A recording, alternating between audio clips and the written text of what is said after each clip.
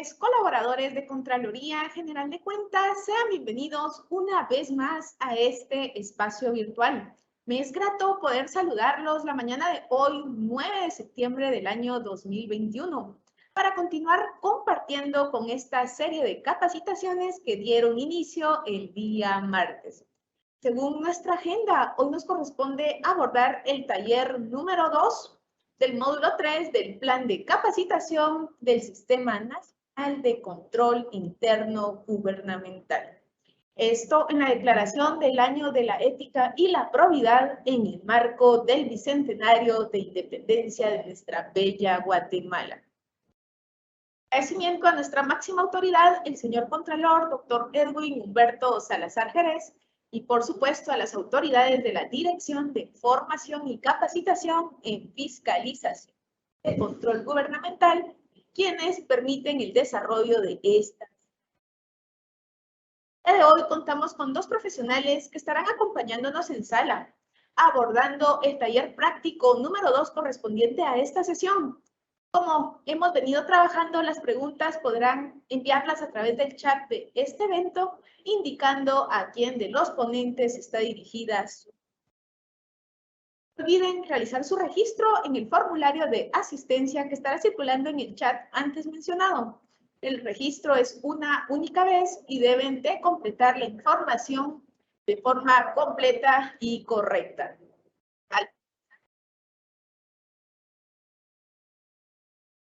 Partiendo el segundo enlace con el formulario de evaluación, con el cual deseamos determinar el nivel de satisfacción y cómo poder mejorar nuestras actividades. Para dar mañana a las ponencias, tengo el gusto de poder compartir este espacio virtual con el licenciado Francisco Javier Valenzuela, quien tiene a bien el desarrollo del caso práctico Mapa de Riesgos. Así que nuevamente, licenciado Valenzuela, nosotros en sala, sea bienvenido, el espacio es todo suyo. Muchas gracias, licenciada Eunice López. Bienvenidos a todos los participantes al día de hoy a este evento de capacitación. Gracias al compromiso del Contralor General de Cuentas, doctor Edwin Humberto Salazar Jerez, quien impulsa esta iniciativa. Hoy vamos a continuar con lo que es la parte de la matriz de evaluación de riesgos que nos habíamos quedado el día de ayer en lo que correspondía a los objetivos estratégicos. Hoy vamos a ver lo que son los objetivos operativos de cumplimiento normativo y de información. Entonces, para eso vamos a hacer el proceso de presentación.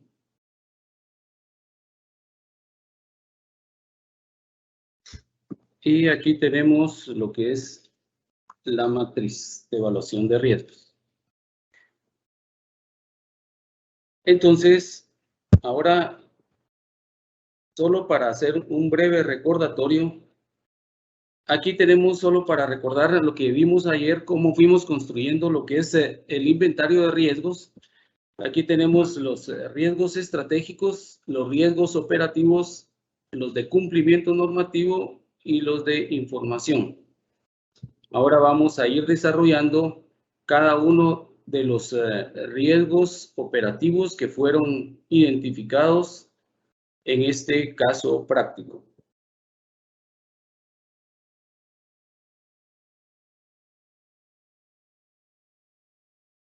Entonces aquí tenemos lo que es la parte del primer riesgo operativo.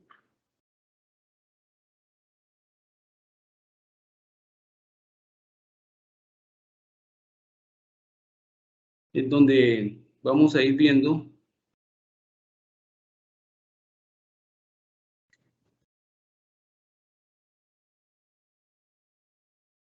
el primero de ellos es recursos humanos. Aquí básicamente el evento identificado es reclutamiento y retención. En este riesgo básicamente podemos encontrar lo que es la parte como riesgo identificado, el no contemplar reclutar y retener al personal. Permite que no se avance en los objetivos y planes de la entidad. Para esta ocasión, esta evaluación que se realizó, una probabilidad de 3, que es un medio, una severidad de 4 y tenemos un riesgo inherente de 12, con un valor mitigador de 1, en donde hablamos de que existe una selección idónea del personal y hay que motivarlo en sentido de pertenencia. Aquí vamos a hablar acerca también de lo que son las posibles causas que ocasionan los temas relacionados con recursos humanos. Y es ahí donde encontramos que cuáles pueden ser las posibles causas. Por ejemplo, procesos de recursos humanos ineficientes o inadecuados, no satisfacer las expectativas de la fuerza laboral, podrían ser parte de las causas, pero realmente, ¿qué consecuencias va a traer este proceso? Una de las consecuencias es insuficiencia de personal para alcanzar los objetivos, una alta rotación de personal, un pirateo, por así decirlo, de talento humano, es decir, que se trasladan a otras entidades, mayores costos de personal y lo que es el impacto de servicio de la entidad hacia los usuarios. Entonces, ¿qué tenemos ahí como parte de lo que deberíamos de estar realizando para poder minimizar ese riesgo? Podríamos estar evaluando lo que es la parte de los procesos de recursos humanos, así como darle continuidad a lo que es la parte de la promoción y sucesión de personal. Esto lo tenemos en el SINASIC, en el numeral 4.1.4, en la literal F, en donde nos habla de la promoción y nos habla de la sucesión. La promoción a través de la evaluación de desempeño y la sucesión a través de programas establecidos de crecimiento dentro de la entidad. Entonces, esos serían como los que podrían fortalecer lo que es la parte del reclutamiento y la retención de personal. Luego nos vamos al siguiente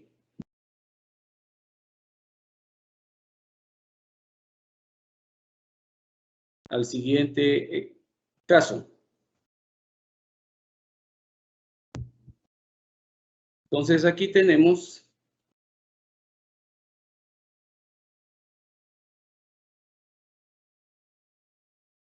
lo que es la parte siempre de recursos humanos, pero en lo que es la parte de desarrollo y desempeño. Las personas no comprometidas no son promotoras de eficacia de la entidad.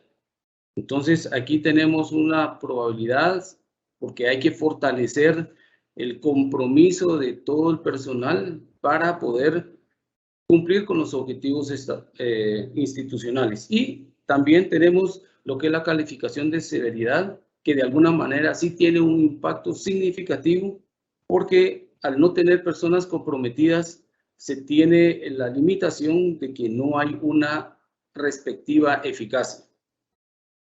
Y tenemos un control mitigador de 1, en donde determinamos como control crear una cultura organizacional, de tal manera que el personal crezca y se desenvuelva eficiente y eficazmente en sus labores. Todo esto va a contribuir a lo que es el cumplimiento de los objetivos institucionales, porque todo lo que está dentro de la entidad depende del recurso humano. Y ahí es donde hay que trabajar en este caso. Ahora vemos otro ejemplo.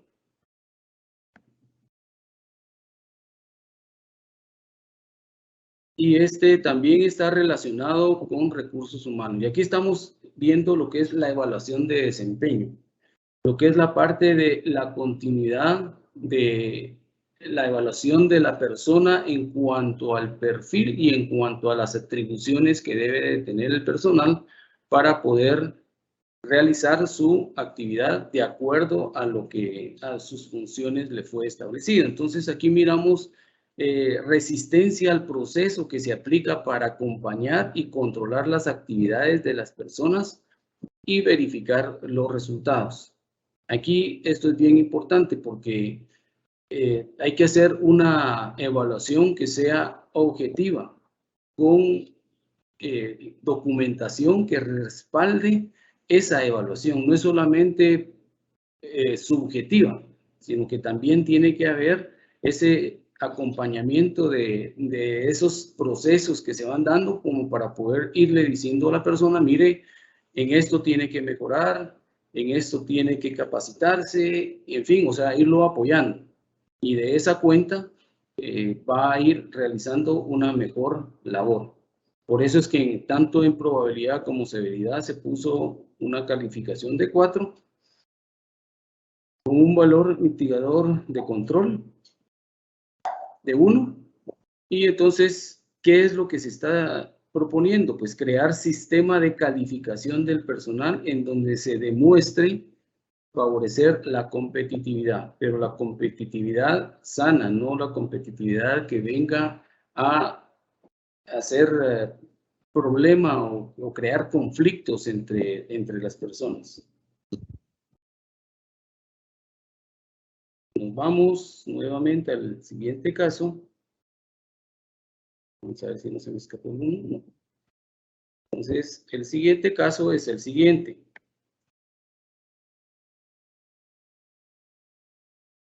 Ya nos cambiamos un poco con el tema de los riesgos de recursos humanos y ahora tenemos el tema de tecnología de información. Un tema bastante álgido para cualquier entidad, ya sea pública o privada, en donde tiene que existir una adecuada administración, porque es el sustento de todas las transacciones que se realizan en una entidad y que va a permitir tener documentado todo lo que las personas están alimentando a los sistemas. Es por ello que hablamos de lo que es la infraestructura de tecnología de información como un evento identificado. En cuanto a lo que es la parte de la descripción del riesgo, de no contar con una debida infraestructura de TI, no se cuenta con herramientas y tecnología que respaldan los servicios que presta la entidad. Entonces, esto sí lo estamos poniendo como muy alto a nivel de probabilidad y como alto a nivel de severidad, considerando que sí deben de existir los controles adecuados, que no vaya a haber algún tipo de acceso que no corresponda o que se esté utilizando de una forma inadecuada los sistemas para algún tipo de situación anómala. Y valor de control mitigador tenemos uno porque realmente sí es necesario ponerle atención a eso porque ese es el sustento y sobre todo cuando estamos hablando de cómo se resguarda la información dentro de lo que es tecnología de información. Como control interno para mitigar el riesgo, la organización debe modernizar su infraestructura y operaciones de TI, no solo para soportar, sino también para impulsar la obtención de información digital en tiempo real. Entonces, existen avances en este ejemplo, en donde sí hay herramientas o aplicaciones que permiten el avance y el resguardo de la documentación, pero sí es importante fortalecerlo y sobre todo modernizar, que a veces se quedan con ciertas plataformas que no son útiles o que ya están obsoletas. Toda esta información también la podemos ver dentro de lo que son las normas de las actividades de control en el numeral 4.3, específicamente en la literal C, donde habla de la relación entre las actividades de control y la tecnología de información y comunicación. Sigamos con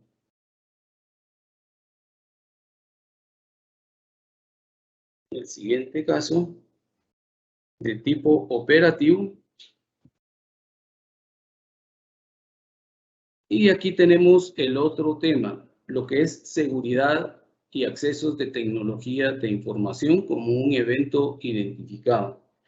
La información se vuelve vulnerable y puede caer en manos de alguien que dé mal uso a la información de la entidad. Entonces, es relevante y diríamos un proceso clave todo lo que es la parte de la seguridad y accesos de tecnología de información para evitar que exista algún tipo de extracción de información o de vulnerabilidad de esa información, ya sea a lo interno o ya sea a lo externo. Por lo tanto, la calificación en tu caso de probabilidad lo consideramos en este ejercicio de 5 y de 4 la severidad, teniendo un riesgo inherente de 20, un valor de control mitigador de 1, porque hace falta documentar también todo lo que es la parte de los accesos, sobre todo cuando estamos hablando de accesos de tecnología de información, estamos hablando incluso desde lo que es la base de datos, que debe de estar protegido a través de claves asignadas a una persona en específico que de alguna manera va a administrar esa parte. Y luego lo que son los accesos a todo lo que son los aplicativos que utiliza la entidad. Entonces se deben desarrollar soluciones tecnológicas aplicadas a sistemas electrónicos de seguridad y de ciberseguridad.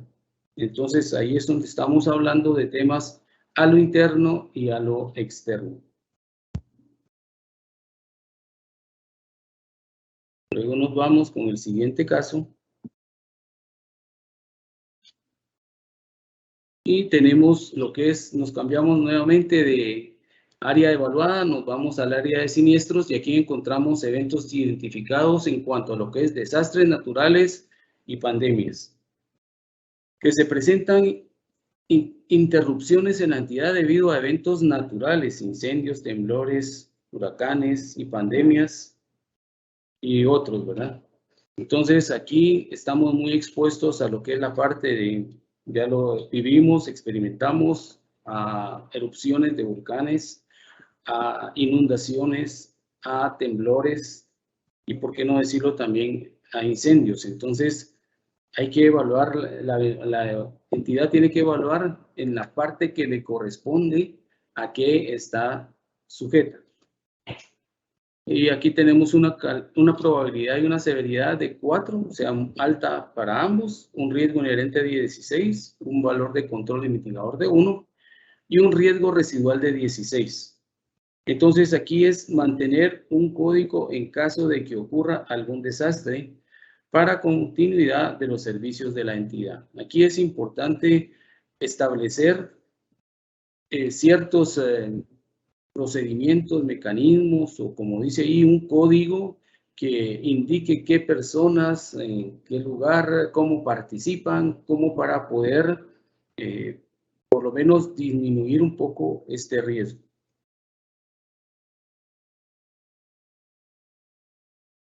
Seguimos con esta área. Y encontramos, en el área de siniestros, encontramos actos de terrorismo, sabotaje, guerra, que no pueda planearse adecuada y oportunamente para asegurar la capacidad de recuperación y continuidad con las operaciones de negocio en caso de una interrupción debido a circunstancias provocadas. Entonces aquí es provocadas, hablamos de un sabotaje o de un terrorismo, en donde de alguna manera puede existir. Aquí la calificación, si se dan cuenta, una probabilidad de 2 puede ser muy poco probable que exista, o probable, una severidad de 3 y un riesgo inherente de 6, con un valor de control mitigador de 6. El riesgo residual es de 6 y entonces ahí tenemos un riesgo tolerable. Entonces aquí lo que procede es establecer guías de operar en caso de que ocurriera algún acto que ponga en peligro la continuidad de los servicios que presta la entidad.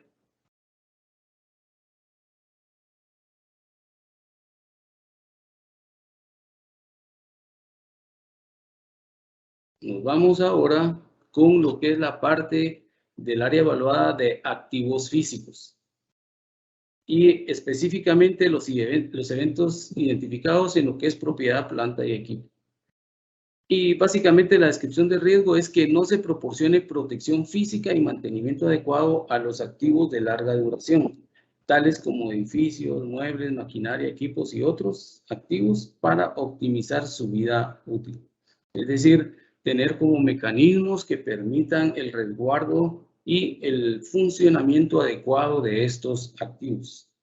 Aquí tenemos una probabilidad de 3 y una severidad de 3, en donde tenemos un riesgo inherente de 9, con un valor de control mitigador de 1 y un valor residual de 9.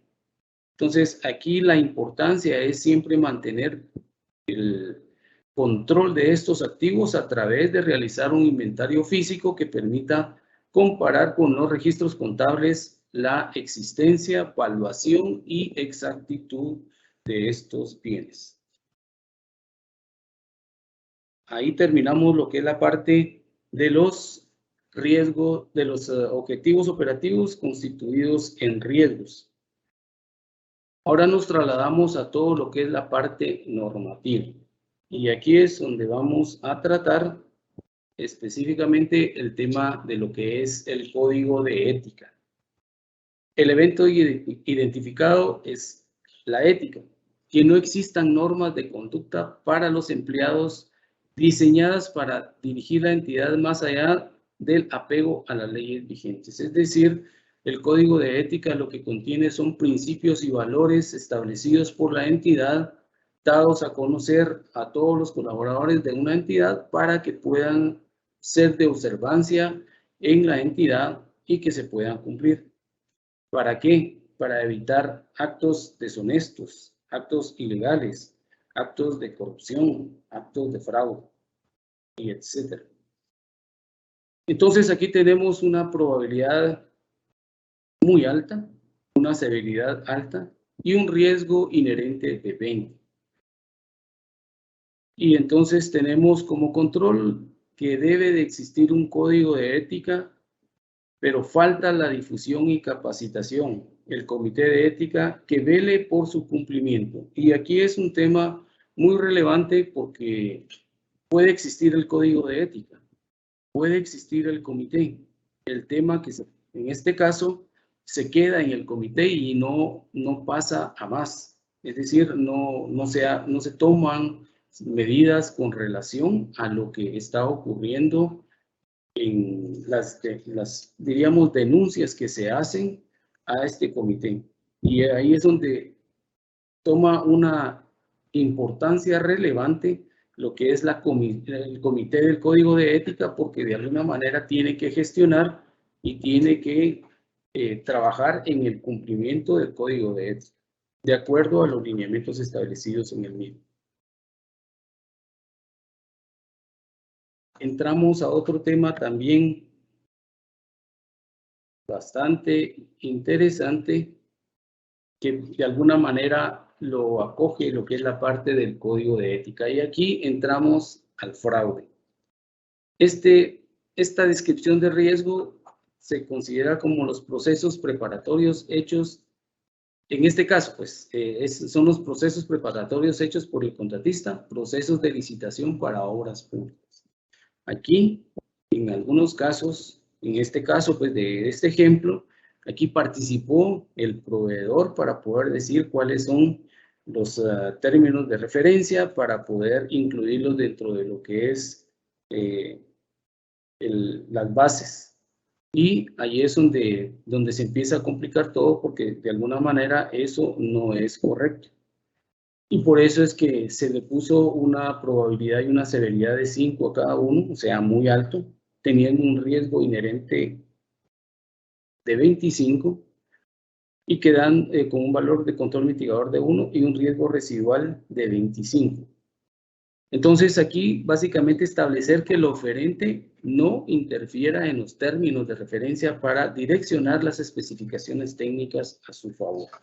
Esto es muy relevante porque puede existir algún tipo de orientación y no solamente que el oferente participe, sino puedan existir también algún tipo de orientación hacia qué proveedor dirigirlo, hacia qué marca, hacia algún tipo de información que lo prohíbe la Ley de Contrataciones del Estado.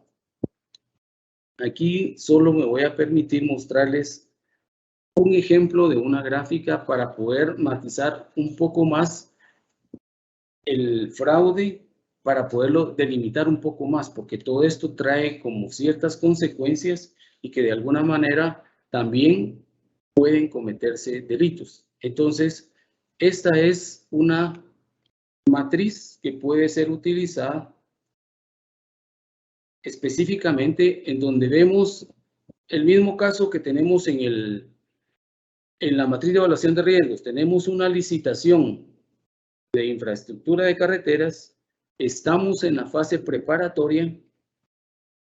El riesgo identificado es procesos preparatorios hechos por el contratista, procesos de licitación para obra pública, pero aquí ya vemos la relación con el delito.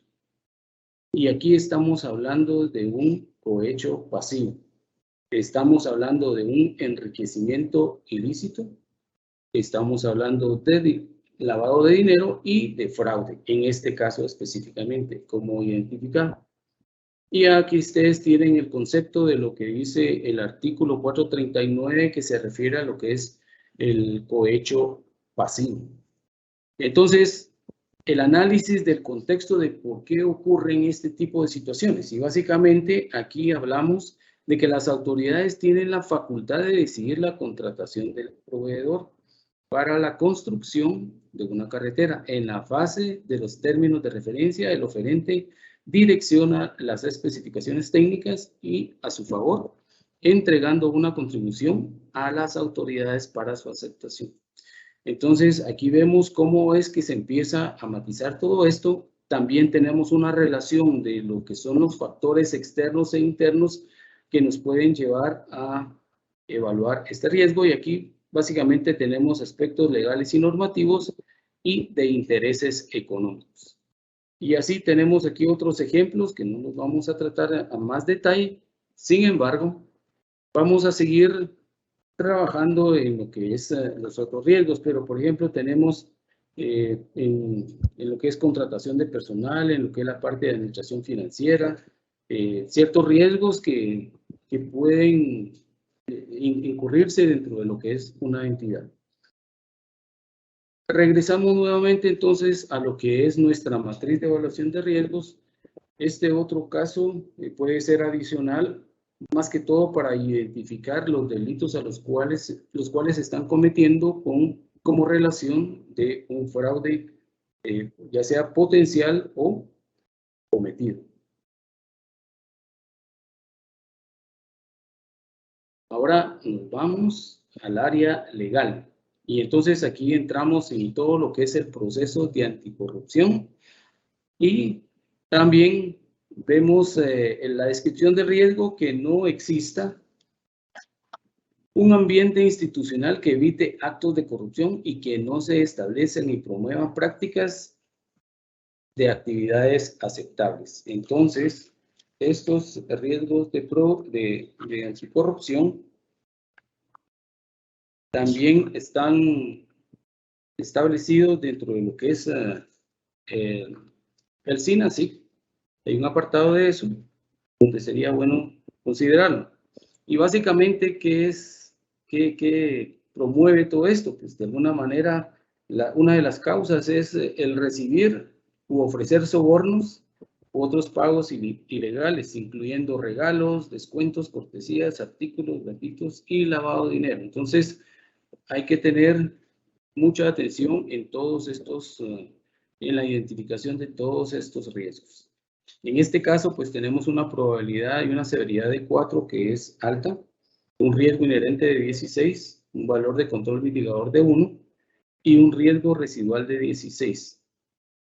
Las instrucciones de la máxima autoridad presiona para que no hayan actos de corrupción. Entonces, hablamos desde un inicio de que la máxima autoridad tiene que dar el ejemplo en todo este proceso y es necesario que esté convencido de todo lo que es el Sistema Nacional de Control Interno para evitar todas estas acciones que pueden convertirse en actos ilegales. Ahora nos vamos al siguiente tema.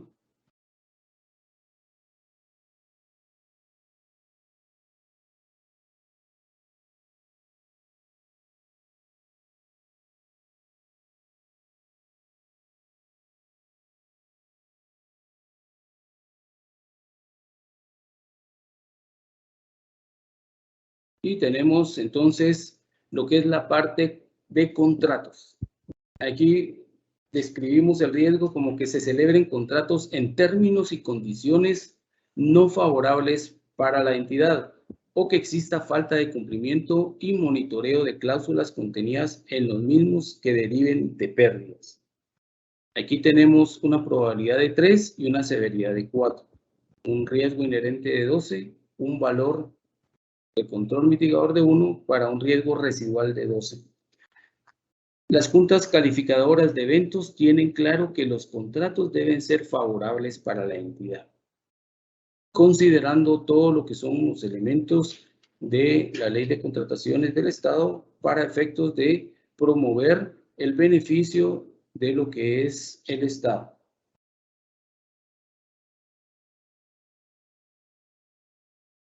Luego nos vamos a lo que es la parte de el riesgo laboral.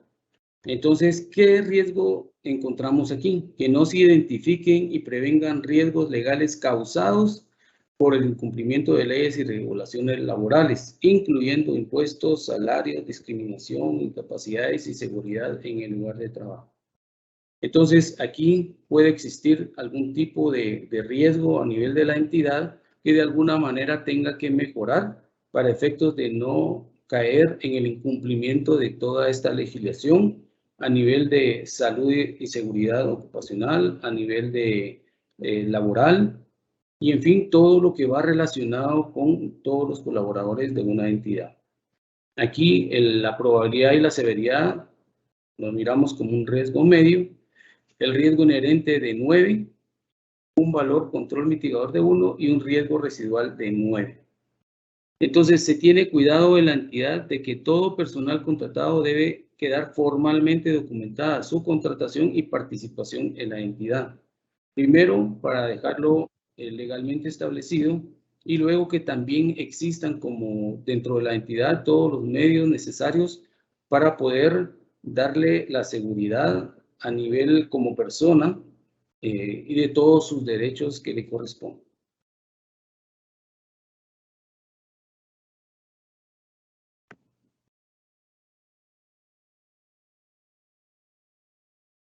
Continuamos entonces con lo que es el ambiente, salud y seguridad. Y aquí estamos hablando de que se tenga dificultad para identificar y prevenir riesgos legales causados por el incumplimiento de regulaciones ambientales, que no se puedan identificar y prevenir riesgos legales causados por el incumplimiento de leyes. Aquí tenemos una probabilidad de 3 y una severidad de 4, un riesgo inherente de 12, un valor control mitigador de 1 y un riesgo residual de 12. Se tiene el cuidado de que toda acción de ambiente, salud y seguridad quede protegido legalmente. Y ahorita vamos con el último tema de lo que es el cumplimiento normativo y hablamos de lo que es la protección y privacidad de la información. Aquí el riesgo descrito, que se tenga la dificultad para identificar y prevenir riesgos legales sobre la restricción, uso o difusión de información confidencial de las entidades. Entonces, aquí, por eso es que existe dentro de lo que es algunos manuales, algunas cartas de confidencialidad, en donde de alguna manera previene de que ninguna persona puede difundir, puede usar sin el permiso adecuado de la entidad la información que le pertenece a la entidad. Aquí tenemos una probabilidad de 3, una severidad de 3 y un riesgo inherente de 9. Se administra la información de tal forma que permite evaluar la que es pública y la que es sensible. Entonces, aquí también hay que tener cuidado con eso con relación a lo que es la información que sí se debe de proporcionar por ley. Y existe alguna otra que no estamos obligados o que de alguna manera no se puede proporcionar porque es muy sensible. Seguimos ahora entonces con, aunque ya están como riesgos de información, aquí dice financiero, pero el nombre básicamente va relacionado con todo lo que es información, ya sea financiera o no financiera.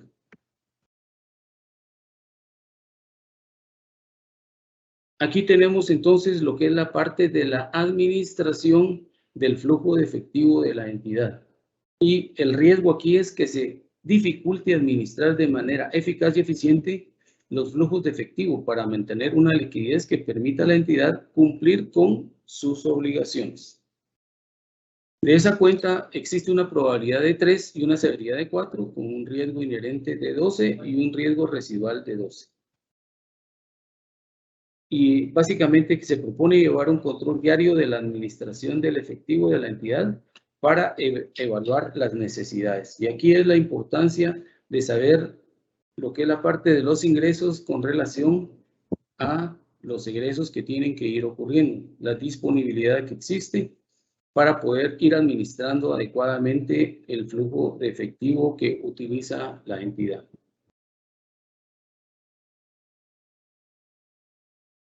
Seguidamente tenemos este otro riesgo que básicamente es la cobranza. Obviamente eso no aplica a todas las entidades. Hay algunas entidades que sí tienen cobros que realizar y es importante que lleven la administración de ese control. Entonces aquí que no se realice una cobranza adecuada. Tenemos una probabilidad de 3, una severidad de 3, que es un riesgo medio, y un riesgo inherente y residual de 9. Entonces, básicamente aquí es establecer políticas y procedimientos de cobranza para poder tener una cobranza efectiva.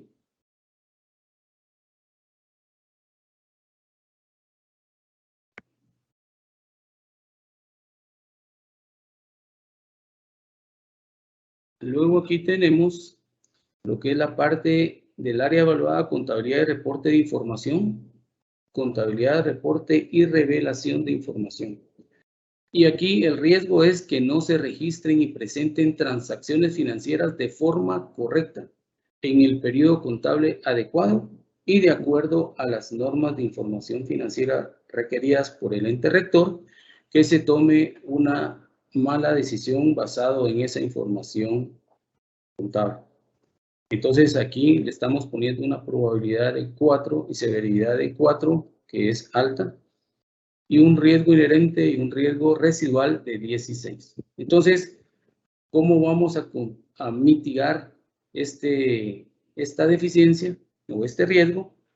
Supervisión de la información mensual registrada contablemente y evaluar si existen operaciones que puedan afectar la información financiera. Por supuesto que tienen que existir todos los procesos establecidos para el registro y tiene que ir habiendo supervisión en cada uno de esos procesos para poder asegurarnos de que todas las transacciones estén registradas oportunamente.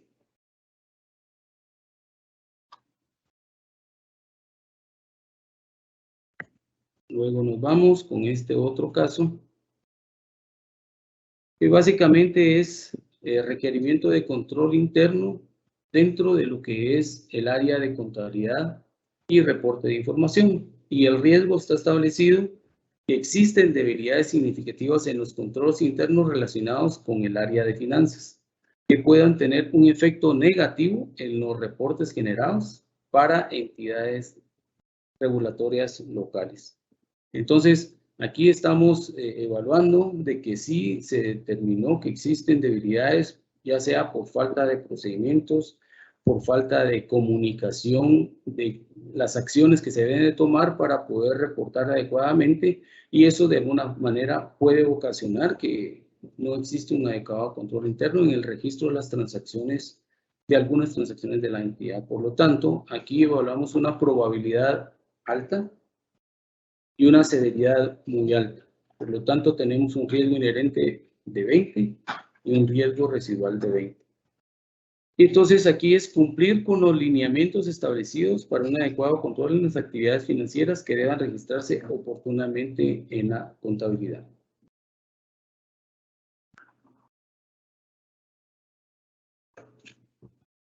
Luego tenemos siempre en el área de contabilidad la integridad de los sistemas de información. ¿Qué riesgo tenemos aquí? Que los sistemas y procesos de los registros contables no reflejen en los estados financieros la situación financiera de la entidad.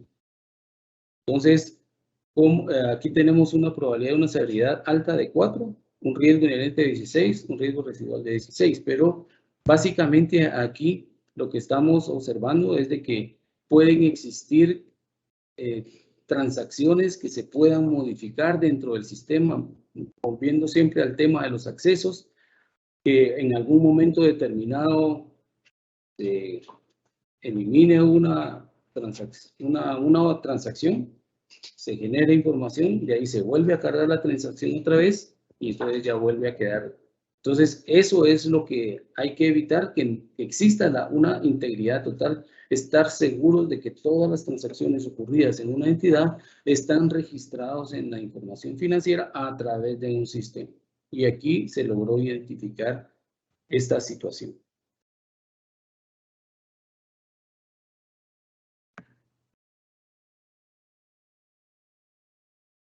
Y ahora tenemos lo que es la ampliación. Ya nos vamos a lo que es la parte de ejecución presupuestaria. El día de ayer nos preguntaban que si el área de presupuestos era un riesgo estratégico o un riesgo operativo, pero aquí ya lo estamos viendo a nivel de información financiera, que básicamente es el registro de todas las transacciones, diríamos aquí financieras, que se realizaron dentro de lo que es el presupuesto.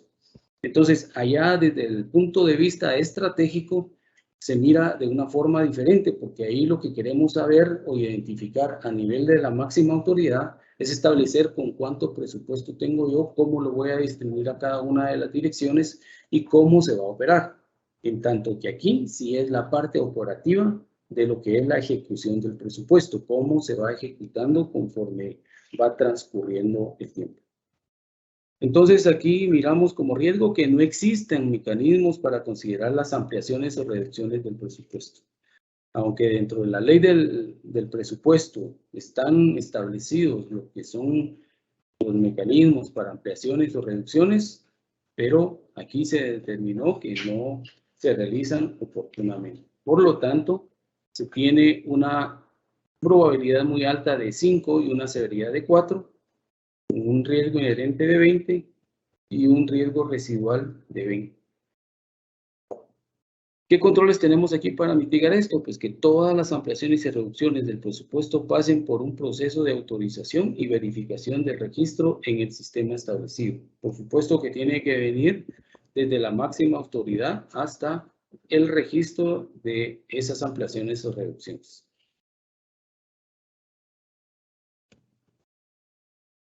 Y por último, tenemos este último riesgo, que es la aplicación de partidas presupuestarias. Entonces, aquí estamos diciendo que no se apliquen oportunamente las adiciones o rebajas de las partidas presupuestarias. Que básicamente aquí lo que pretende es, de acuerdo a los controles que se puedan establecer, que todas las ampliaciones o reducciones queden registrados en forma oportuna, para que cuando venga cualquier ente fiscalizador, ya sea la auditoría interna o ya sea la Contraloría misma, pueda identificar que sí se están aplicando las partidas presupuestarias en su momento, que de alguna manera eso modifique el presupuesto. Aquí tenemos una probabilidad de 4 que es alta y una severidad media de 3, un riesgo inherente y un riesgo residual de 12. Realizar un proceso de seguimiento al registro de las modificaciones de las partidas presupuestarias.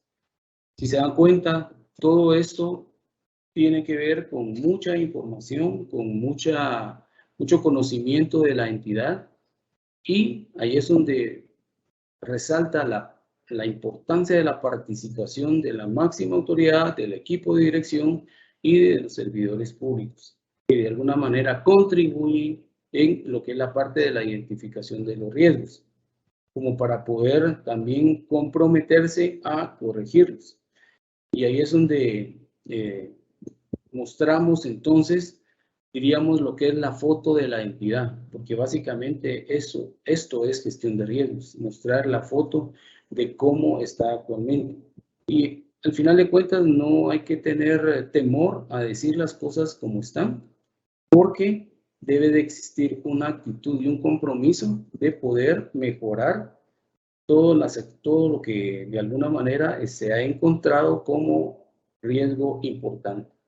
Ahora, ya tenemos la matriz de evaluación de riesgos, es bastante laboriosa, lleva tiempo, pero con el compromiso de todos, esto puede realizarse de una forma, diríamos, fácil, pues, que de alguna manera provea la información que realmente se necesita. Entonces, ahora ya tenemos la identificación de todos los riesgos y terminamos con esta parte principal. Y básicamente es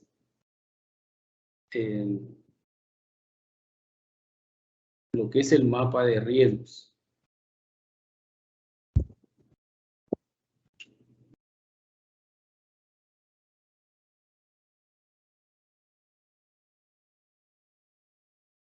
Entonces, aquí básicamente tenemos lo que es cómo debería demostrarse lo que es el mapa de riesgos. Lo tenemos ya, lo vamos a agrandar un poquito para que lo puedan observar.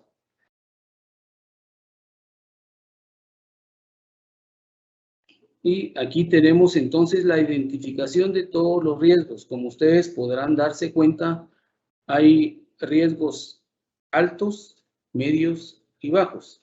Altos son los que están en rojo, medios son los que están en amarillo y bajos son los que están en verde. Si de alguna manera existiera la duda también del por qué casi todos los riesgos tenían un control mitigador de 1, básicamente porque estos fueron los identificados como los que tenían menos controles, y esa es la razón por la cual que no existe un control suficiente para poder disminuirlos, y por eso es que quedaron en estas categorías. Este es el mapa de riesgos, el cual habría que presentar como parte de los documentos establecidos en la literal J de la guía de evaluación de riesgos. Y también hay que presentar este otro cuadro. ¿De dónde obtenemos este cuadro? Este cuadro lo obtenemos de la matriz de evaluación de riesgos. Vean ustedes que existen riesgos estratégicos, operativos, de cumplimiento y financiero. Y tenemos el promedio de todos los riesgos establecidos, de probabilidad y de severidad de cada uno de estos riesgos. Al final, tenemos un promedio de todos los riesgos, tanto de probabilidad como de severidad, y tenemos un punteo de la entidad, un punteo promedio de la entidad. Entonces, ¿dónde lo encontramos? Al final de cada uno de los riesgos que fuimos viendo aquí, aquí miramos los riesgos estratégicos.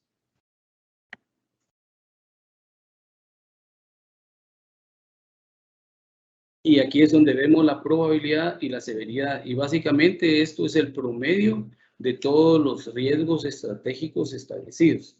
Si nos vamos al mapa de riesgo, tenemos 4 y 4 en probabilidad y 4,17 en severidad. Y aquí los tenemos 4 en probabilidad y 4,17 en severidad. Si nos vamos a los riesgos operativos,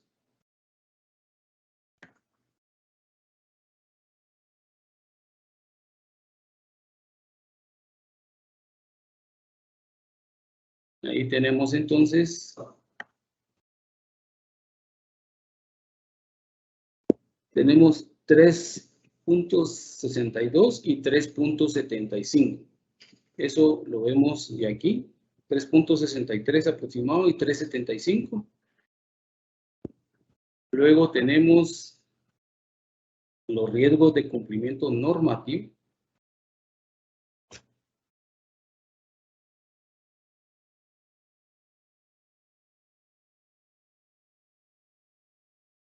Tenemos 371 y 386. 371 y 386. Y en el financiero tenemos 386. Y lo vamos a ver también.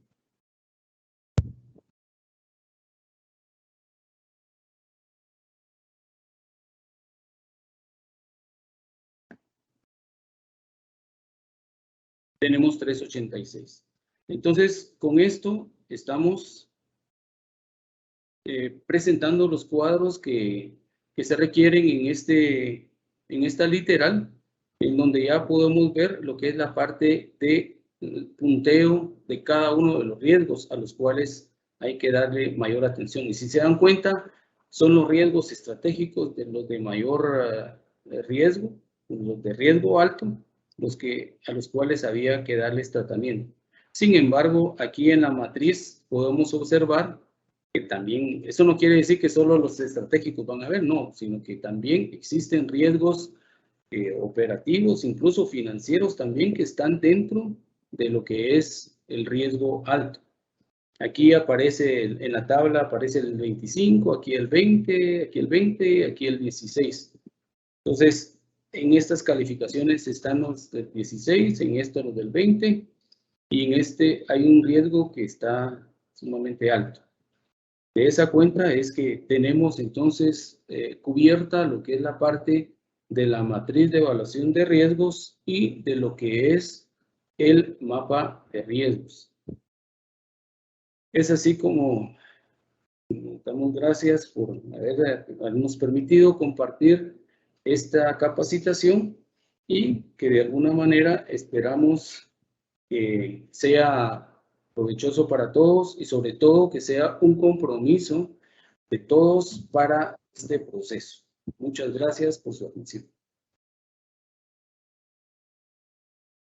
Agradecemos la disertación del licenciado Valenzuela para esta primera fase, abordando el caso práctico de mapa de riesgos.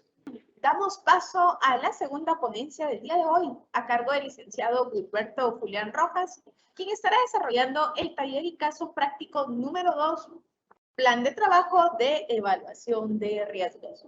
Licenciado Rojas, sea bienvenido. Este espacio es todo suyo.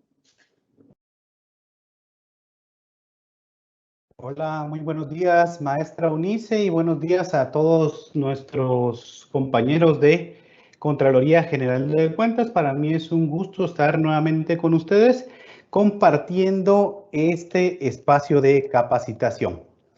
Quiero iniciar con un complemento en relación a lo que ya nos mencionaba el licenciado Valenzuela en su presentación, y esto en relación a los valores de mitigación. Nos hacía una pregunta en el chat, ¿dónde lo pueden encontrar? Porque es únicamente o solo se utilizó el valor de 1. Ya el licenciado Valenzuela nos comentaba la razón. Sin embargo, creo oportuno mostrarles dónde es que podemos encontrar estos criterios, estos parámetros dentro del documento SINASIG. Entonces, me voy a permitir mostrar el documento. Entonces, vean, en la página 48, ustedes van a encontrar la evaluación del riesgo residual. Bueno, para evaluar el riesgo residual vamos a tener que determinar la existencia del control interno, ¿sí? ¿Qué tipo de control interno tenemos? ¿Qué capacidad de mitigación al riesgo tiene el control interno con el que actualmente cuenta la entidad?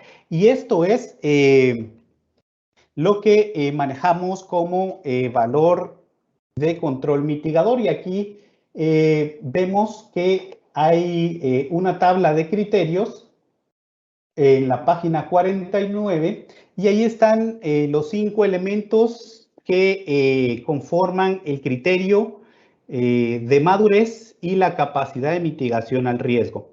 Entonces ya nos informaba Elic Valenzuela que la razón por la que se utilizaba uno pues era porque al momento de realizar la evaluación para nuestro caso práctico pues se encontraron controles que funcionan de forma empírica y se aplica a criterio de la autoridad a cargo del proceso. Entonces, esto fue lo que se detectó al momento que evaluamos esos controles que ya existen dentro de la entidad y es por eso que se valoró con un 1. Y obviamente esto nos va a dar un efecto, ¿sí? ¿Cuál es ese efecto? Que el riesgo inherente y el riesgo residual van a ser del mismo valor. ¿Por qué? Porque recordemos que para medir o para determinar el riesgo residual, lo que hacemos es dividir el riesgo inherente dentro del valor del control mitigador. Y obviamente si estamos utilizando 1, siempre nos va a dar el mismo resultado. Entonces, cuando nuestro valor mitigador es 1, siempre el control inherente y el riesgo inherente, perdón, y el riesgo residual van a ser el mismo número, va a ser la misma cantidad. Es por eso que para nuestro ejemplo práctico que nosotros utilizamos, veíamos que estos dos riesgos eran iguales. No siempre va a ser así. Para este ejemplo que mostramos, se da de esta forma porque siempre utilizamos el valor 1, que es un riesgo básico de control. Cuando utilizamos esta ponderación, este 1, criterio de madurez básico que es ineficiente. Vean que en el criterio me dice que la capacidad de mitigación al riesgo es ineficiente. Entonces, cuando funciona de forma empírica, no está establecido técnicamente, no está sistematizado, no está pues bien implantado dentro de la entidad, también podemos ver que cuando evaluamos el control interno podemos encontrar un control o un criterio de madurez operativo. Vamos a aprovechar también para repasar estos criterios. Y nos dice la descripción que es cuando se transfiere de un cargo a otro, ¿sí? De manera informal, para que se logre el funcionamiento operativo, pero las decisiones están centralizadas en la autoridad a cargo del proceso. Ahí utilizamos o vamos a aplicarle el valor número 2 con una capacidad de mitigación al riesgo mínima. Tenemos nuestro valor número 3 que se califica como una madurez de control funcional.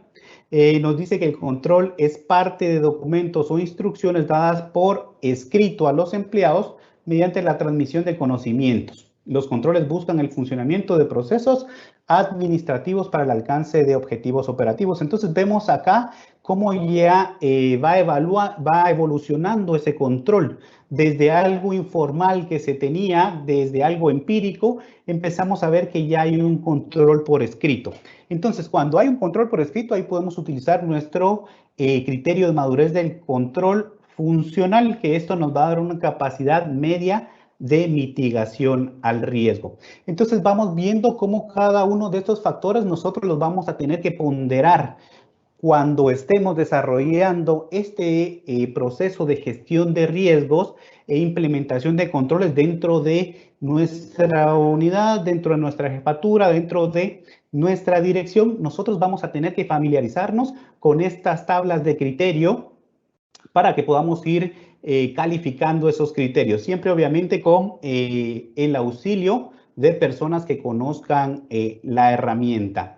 Entonces, todos estos elementos nosotros los vamos a ir determinando cuando hagamos este ejercicio participativo de identificación de riesgos, de implementar controles, qué podemos hacer para mitigar esos riesgos, qué acciones podemos llevar a cabo para anticiparnos a esos eventos que pueden influir negativamente en la consecución de objetivos. Entonces vemos que esta tabla, este criterio del valor mitigador, es lo que actualmente está dentro de la institución. Entonces, después podemos encontrar un valor número 4, que este es un criterio de madurez razonable.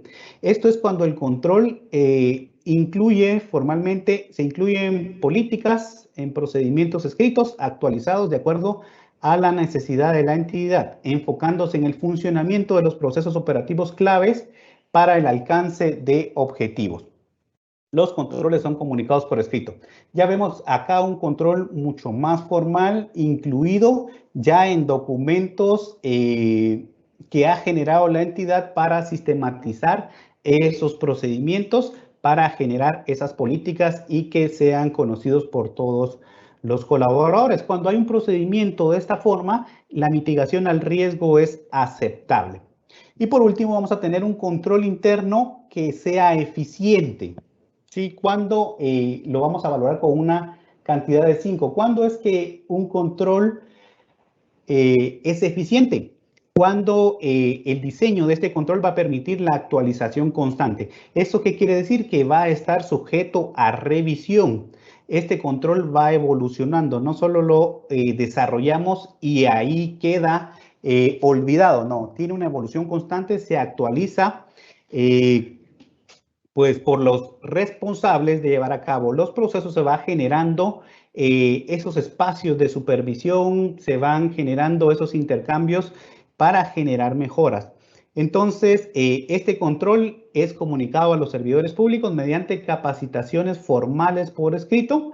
El control mitiga riesgos y permite la retroalimentación a los ejecutores para la mejora continua. Cuando tenemos un control que hemos calificado con un valor 5, este criterio de madurez de ese control se denomina eficiente y la capacidad que va a tener este control para mitigar el riesgo es óptima. Entonces, esta es la tablita, estos son los criterios como técnicamente se llama para determinar el valor del control mitigador, y esto lo tenemos que hacer en función al control que actualmente tenemos. Entonces, de aquí surge lo que nos explicaba muy bien el licenciado Valenzuela en el caso práctico de la matriz de evaluación de riesgos y el mapa de riesgos, pero este es el origen de este valor 1 que nosotros veíamos ahí en la columna de valor de control mitigador. Y como les indicaba, cuando nuestro valor mitigador va a ser 1, siempre el riesgo inherente y el riesgo residual van a ser la misma cantidad, van a tener los mismos parámetros. ¿Por qué? Porque recordemos que el riesgo residual se calcula dividiendo el riesgo inherente dentro del valor mitigador, que básicamente sería estos apartados que tenemos por acá, 1, 2, 3, 4 y 5, de conformidad con el criterio, con el control interno que actualmente se maneja. De ahí es donde surge estos valores. Bueno, entonces quería aprovechar este espacio previo a iniciar para comentarles estos elementos, estos criterios de valor de mitigador, valor del control mitigador. Voy a proceder a presentarles.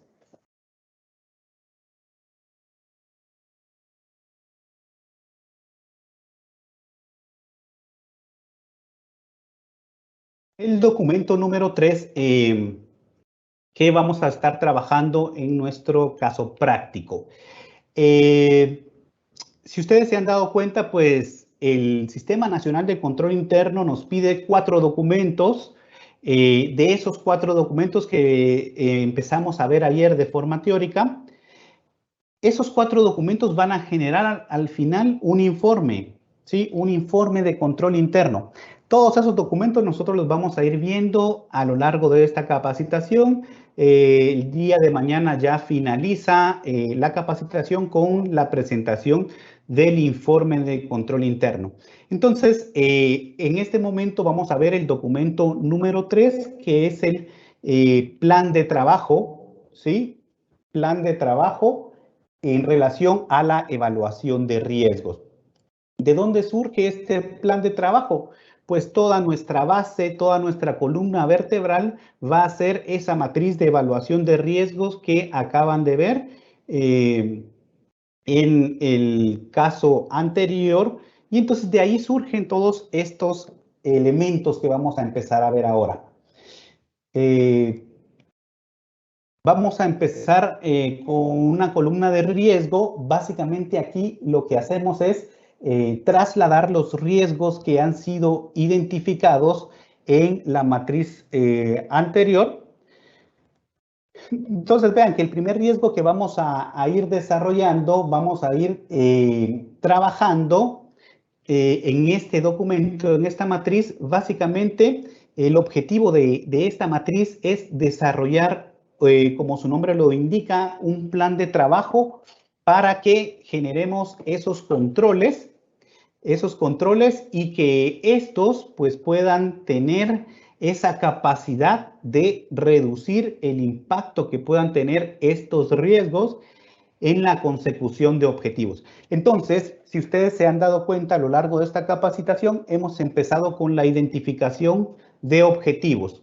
Toda vez identificamos estos objetivos que hemos priorizado para la evaluación de riesgos, después identificamos los eventos, identificamos los riesgos y a partir de ahí ya debemos de desarrollar el plan de trabajo. ¿Cómo vamos a afrontar esos riesgos que hemos identificado y de qué manera vamos a tratar esos riesgos? Vamos a tratar de disminuirlos para que su impacto no sea pues tan negativo en la consecución de los objetivos. Entonces, básicamente eso vamos a ver ahora. ¿Cómo vamos a tratar esos riesgos para que podamos tener mucho más posibilidad de conseguir esos objetivos que hemos estado viendo hasta ahora? Objetivos estratégicos, operativos, de información y de cumplimiento.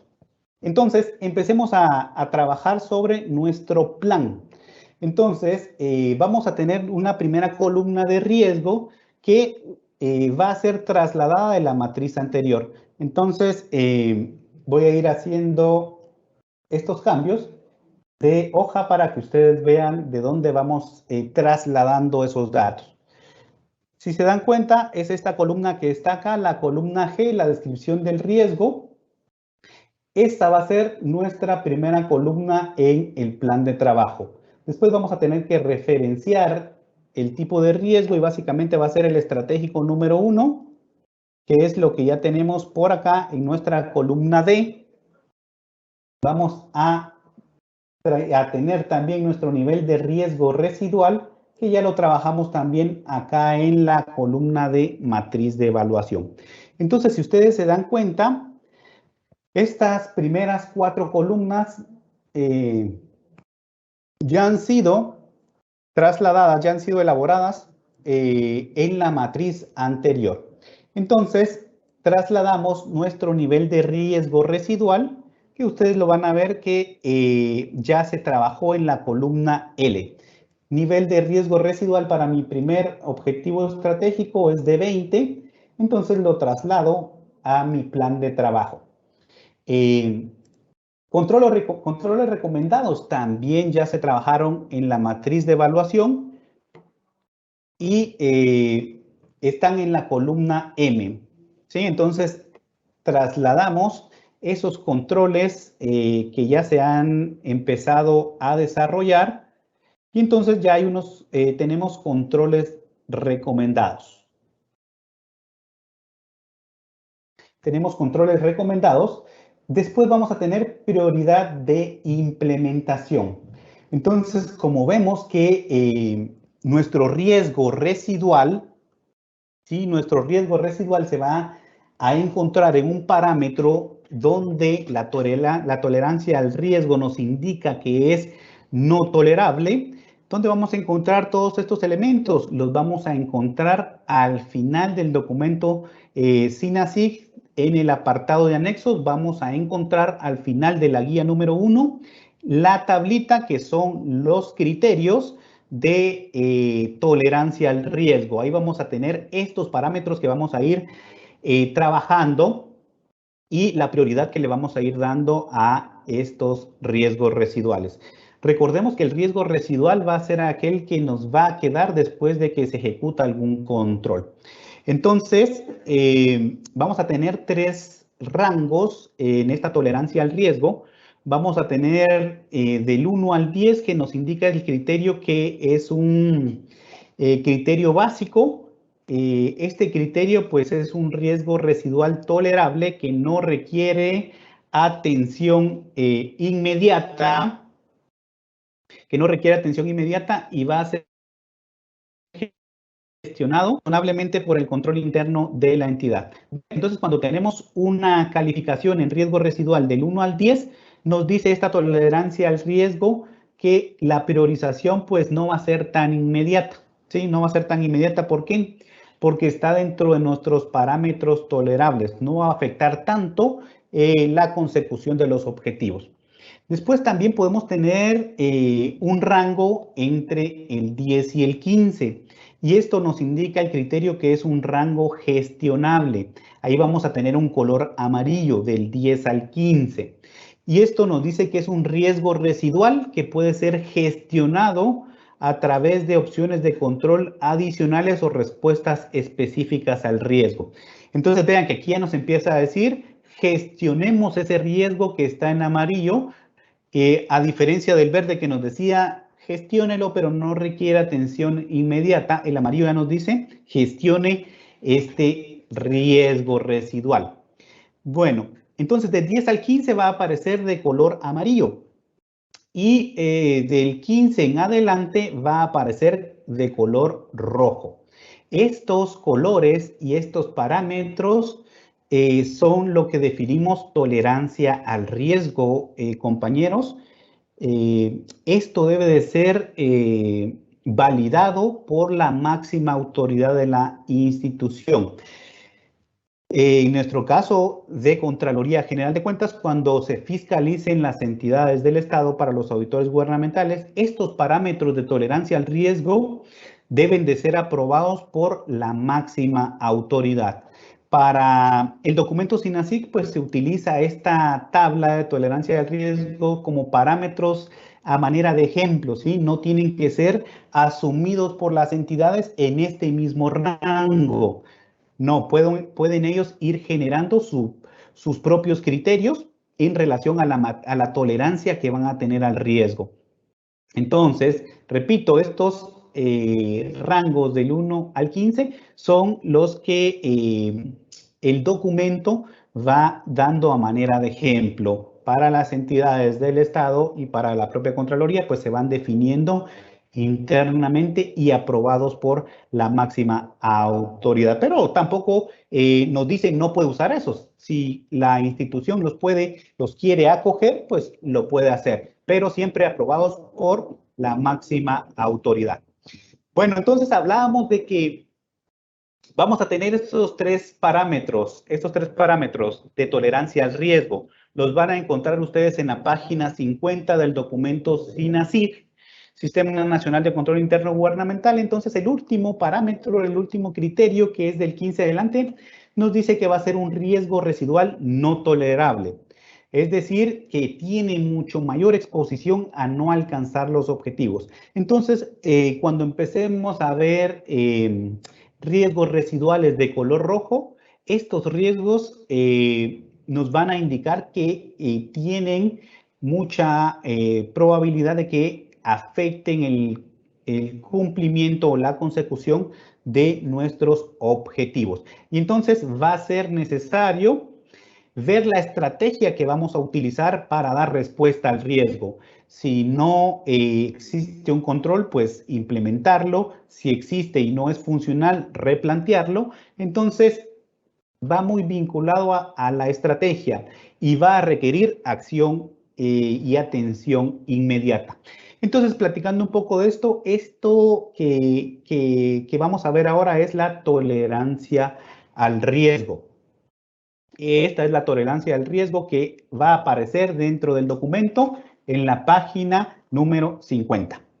Bueno, Entonces vemos que ya tenemos identificados los riesgos y los controles recomendados que vienen desde la matriz anterior. Entonces vamos a tener una prioridad de implementación. Nosotros veíamos que anteriormente yo les mencionaba que el nivel del riesgo residual de 15 en adelante es un riesgo no tolerable. Entonces, como es no tolerable, va a requerir atención inmediata. Entonces, nuestra prioridad de implementación es alta. ¿Qué controles vamos a implementar? Bueno, antes de iniciar con los controles, acá vemos una columna de un color como un rojo opaco.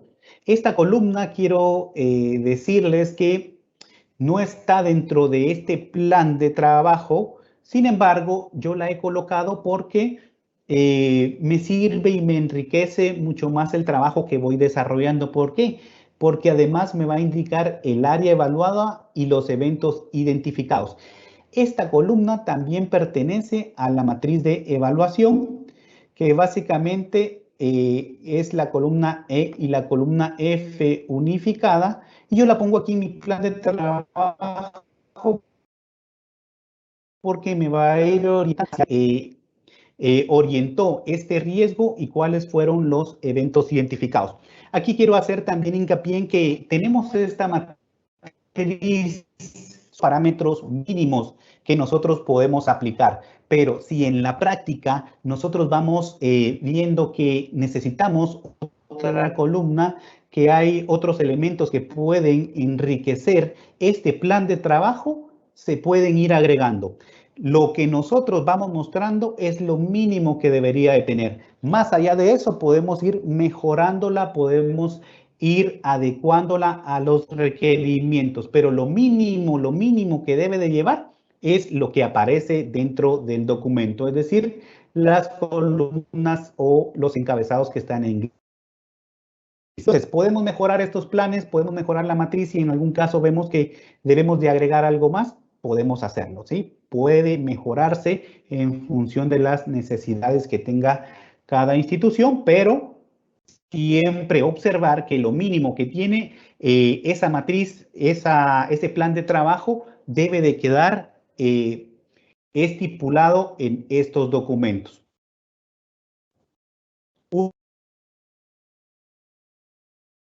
Únicamente podemos, para que tengamos clara esta parte, entonces podemos irlos mejorando. Y en función de eso, pues yo traje acá el área evaluada y los eventos identificados porque me van orientando al momento que yo desarrollo esos controles a ser implementados.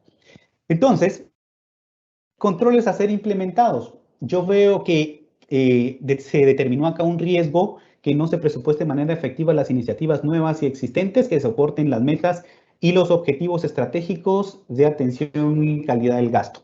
Este era el riesgo que se identificó como un factor que podía complicar la consecución del objetivo estratégico y después de que se aplicó la probabilidad, la severidad, en la matriz de evaluación del riesgo se recomiendan unos controles. Entonces vean, control interno para mitigar. Entonces vemos que hay controles acá. Dice que se tienen controles de planificación del presupuesto, pero debe evaluarse la ejecución y aplicación. Entonces, en función de esto, nosotros vemos que el objetivo estratégico pertenece al área de planeación y recursos y el evento pues es de presupuesto. Entonces, nosotros planteamos ahí un control que debe de ser implementado. Aquí es importante mencionar que cuando estamos hablando de control interno, cuando estamos hablando de controles, por lo menos nuestros controles deberían de llevar estos 4 aspectos. Cuando nosotros desarrollamos un control, cuando nosotros implementamos un control, debemos de considerar por lo menos el qué, el cómo, quién y cuándo. Estos 4 aspectos debemos de considerar nosotros cuando empezamos a desarrollar un control, cuando vamos a proponer que un control sea implementado. Estos 4 elementos debemos de considerar lo qué, cómo, quién y cuándo. Entonces vemos aquí que nos dice que se va a implementar: cruce de documentos, revisión de reportes, establecer indicadores de gestión. ¿Cómo? Dice, el jefe de presupuestos debe implementar controles mensuales previos al compromiso y devengado, control de ejecución de presupuestos, controles relacionados con la ejecución presupuestaria vinculada al plan operativo anual. ¿Quién lo va a hacer? El jefe de presupuestos. ¿Cuándo lo va a hacer? Mensualmente. Aquí alguien me podría decir, pero mire, este control me parece que no me parece muy mitigador del riesgo. Esto es a manera de ejemplo. Ya cada uno, pues, dentro de su área va a ir proponiendo los controles que crea convenientes que van a mitigar ese riesgo. Esto es únicamente a manera de ejemplo, porque alguien también podría decir, pero eso no lo hace el jefe de presupuestos. Pues esto ya se va adecuando a a la estructura orgánica de cada entidad. Esto es meramente como un ejemplo. Esto es como un ejemplo únicamente. Entonces, ¿cómo vamos a ir desarrollando estos instrumentos? Entonces, vean que aquí ya tenemos el qué, ya tenemos el cómo, quién lo va a hacer y cuándo, que son elementos que nos van a servir cuando hagamos nuestro plan de continuidad para ir evaluando estos controles. Entonces, ¿cómo lo vamos a hacer? ¿Qué vamos a necesitar? ¿Qué recursos internos o externos? Vamos a necesitar recursos internos, materiales, humanos y tecnológicos. ¿Quieren poner otro recurso? Pueden hacerlo. Pueden hacerlo. Lo ideal es que empecemos a pensar qué es lo que vamos a necesitar. Puesto responsable. Vamos a tener aquí al jefe de presupuestos. ¿Cuándo van a iniciar estos controles? Pues nos indican aquí que mensualmente. Entonces van a iniciar en enero y van a finalizar en diciembre. En diciembre van a finalizar. Aquí se deja un apartado de comentarios por si queremos mencionar cualquier tema vinculado a este control que estamos implementando. Entonces, nos deja libre ahí que podamos expresarnos en relación a algo que no hemos considerado anteriormente o que queremos hacer resaltar. Esta columna de comentarios nos va a servir para dejar claro cualquier elemento que nosotros necesitemos. Entonces, de esta forma ya tenemos un plan de trabajo para el objetivo estratégico número 1. Tenemos el riesgo, tenemos unos controles que ya nos han recomendado de lo que actualmente tiene y qué se podría hacer. Entonces ya viene de la matriz de evaluación del riesgo y vamos entonces a desarrollar este control. Vamos con el objetivo número 2, objetivo estratégico número 2. ¿De dónde vienen estas primeras columnas? Ya vimos que vienen de la matriz. Vienen de la matriz, de ahí las trasladamos. Entonces vemos que ahora nuestro objetivo estratégico 2 sería el riesgo de la estructura orgánica de la entidad no soporte de manera eficiente el logro de los objetivos estratégicos. Ese sería el riesgo. Vemos también que hay unos controles. Nos indica que se realiza una evaluación anual cuando hay cambios importantes en la organización, en la entidad, pero no responden a los objetivos de la entidad. Bueno, aquí nuestro riesgo residual ha sido de 16. Vemos que también está en color rojo. ¿Por qué? Porque sobrepasa nuestra tolerancia al riesgo que está contemplada en el rango 15 hacia arriba. Y esto es un color rojo que significa no tolerable, debe ser de atención inmediata. Entonces, como es de color rojo, nuestra prioridad va a ser alta. Nuestra prioridad va a ser alta. ¿Y de qué área han estado evaluando este objetivo estratégico? Es la planeación y recursos de la estructura organizacional. Bueno, entonces básicamente dice que la estructura no responde a los objetivos de la entidad. Entonces, ¿qué vamos a hacer ahí? Monitoreo y supervisión. ¿Cómo lo vamos a hacer? Vamos a hacer una revisión de la estructura organizacional y su vinculación con las metas mensuales reportadas. Esto es obviamente ya a nivel de instrumentos de planificación. determinando las deficiencias en los cambios estructurales que no permiten la consecución de los objetivos. Se va a evaluar periódicamente la estructura organizacional para asegurar que se alinee con los objetivos institucionales. Vamos a tener acá el jefe de planificación. Ahí me podrían decir, pero no va el jefe de planificación, el que tenga dentro de sus atribuciones esta actividad que estamos desarrollando. Esto es, repito, meramente un ejemplo. Va a depender de la estructura organizacional y jerárquica de cada entidad. Nosotros ya ahí vamos a tener que ir calificando quién va a ser el responsable de implementar este control. Vamos a tener también nuestros recursos. ¿Quién va a ser el responsable? Básicamente el jefe de planificación. ¿Cuándo lo va a realizar? Esto es algo de prioridad alta. Esto va a ser de forma mensual. ¿Por qué? Porque puede afectar la consecución de mi objetivo.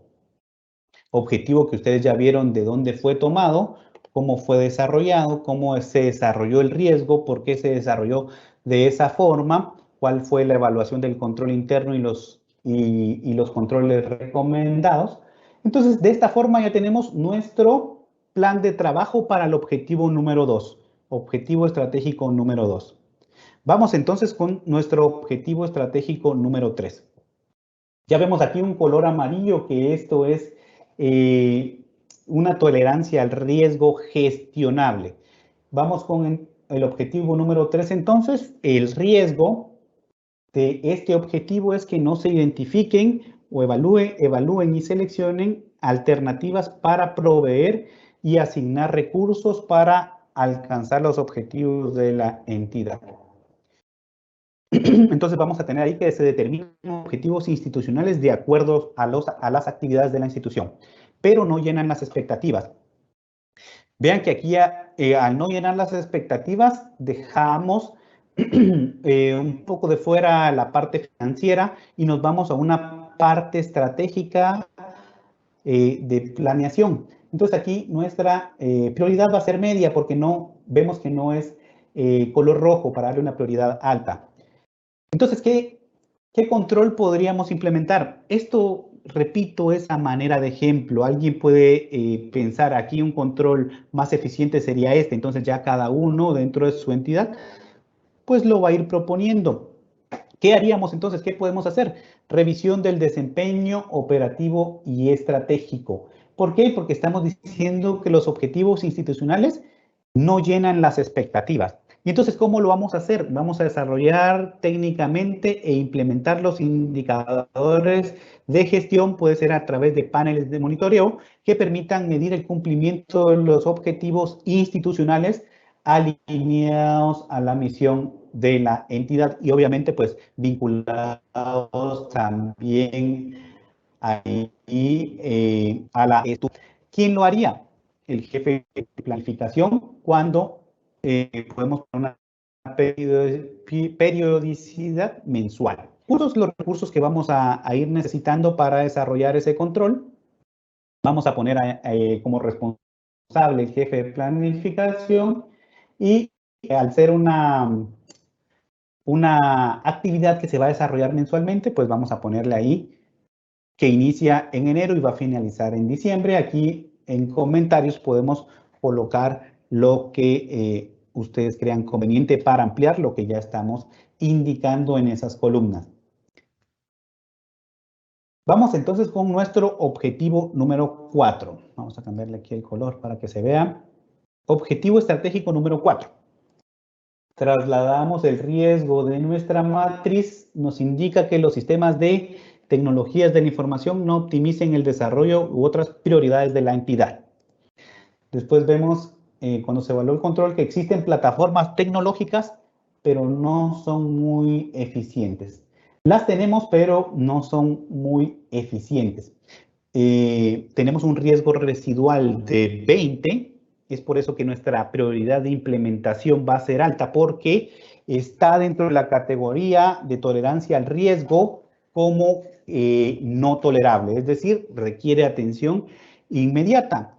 Y entonces, ¿de qué área evaluada sería este evento? Pues básicamente de planeación y recursos con tecnologías de la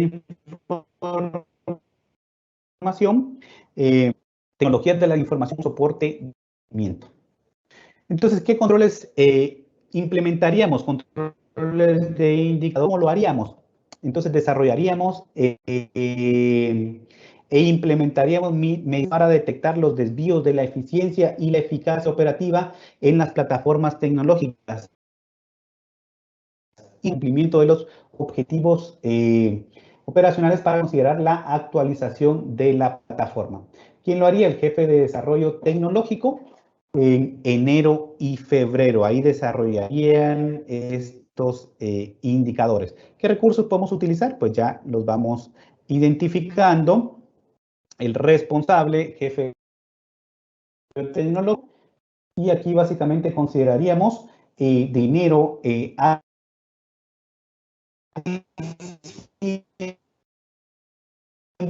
porque si ustedes se dan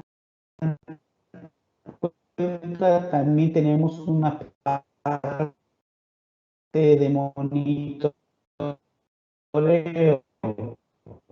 eficiencia, que ha resultado como un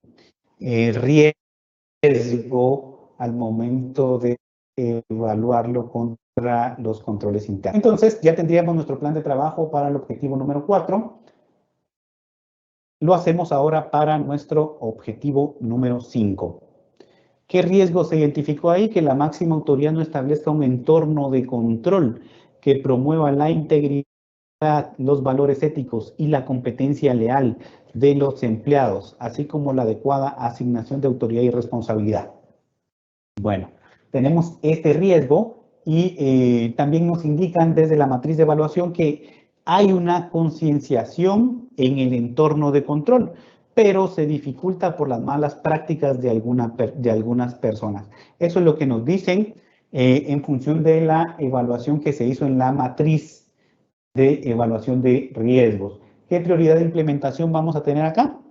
Vamos a tener una prioridad alta. Si ustedes se recuerdan de los componentes y de las normas, básicamente este va a ser el primer componente cuando hablamos del entorno y de la gobernanza a nivel de entidad. Entonces, vemos qué área fue evaluada, el gobierno con entorno de control. Controles a ser implementados. ¿Qué se puede implementar ahí? Declaraciones por escrito y capacitación. Ya vamos a ver más adelante que existe un código de ética, nos indica el mismo ejercicio. Entonces, ¿qué vamos a ver ahí? Declaraciones por escrito y capacitación. ¿Cómo lo haríamos?